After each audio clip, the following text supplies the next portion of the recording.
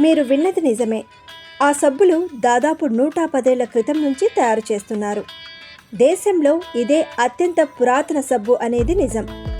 ఇంతకీ ఏమిటా సబ్బు? దానికంత బిల్డప్ ఎందుకు అనుకుంటున్నారా? నిజమే, మన దేశంలోనే కాకుండా విదేశాల్లో సైతం అత్యంత ఆదరణ పొందిన ఆ సబ్బు పేరు మైసూర్ శాండల్ సోప్. లేత గంధపు రంగులో ఉండి తన సువాసనతో ఇంటిల్లిపాదిని ఆకట్టుకునే మైసూర్ శాండల్ సోప్ చరిత్ర చాలా పెద్దదే. అదేంటో మనం తెలుసుకుందామా?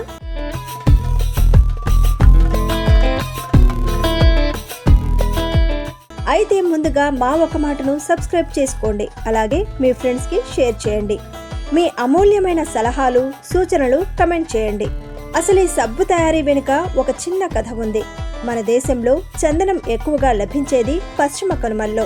అదే కేరళ, కర్ణాటక, కొంత తమిళనాడు అడవుల్లో లభిస్తుంది.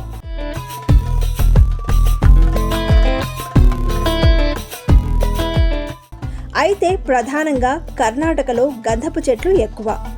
ఇక్కడి నుంచే దేశ విదేశాలకు పెద్ద ఎత్తున చందనం ఎగుమతి జరిగేది. ఆనాటి మైసూర్ మహారాజులు చందనం ఎగుమతుల్లో ప్రధాన పాత్ర పోషించేవారు. ఇక మొదటి ప్రపంచ యుద్ధ సమయంలో చందనం ఎగుమతులు నిలిచిపోయాయి. దీంతో నాటి మైసూర్ మహారాజు నల్వాడి కృష్ణరాజ ఒడయార్ చందనపు నూనె కర్మాగారాన్ని స్థాపించారు.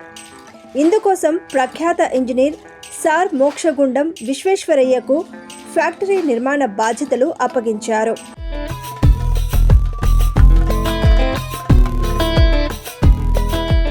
1916 ఫిబ్రవరి 10న ఫ్యాక్టరీలో మైసూర్ శాండల్ సోప్ల తయారీ ప్రారంభమైంది. ఆ తర్వాత 1944లో షిమోగాలోని ఇతర చందన నూనెల కర్మాగారాలతో మైసూర్ ఫ్యాక్టరీను అనుసంధానించారు. దీంతో మైసూర్, షిమోగా ప్రాంతాల్లో మైసూర్ శాండల్ సోప్ల తయారీ ప్రారంభమైంది. దేశంలో అత్యంత ఆదరణ గల సబ్బుగా ప్రసిద్ధి పొందింది.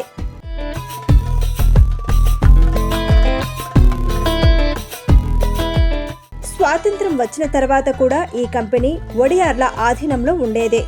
1980లో అన్ని ఫ్యాక్టరీలను విలీనం చేసి ప్రభుత్వ నిర్వహణలోకి వచ్చింది.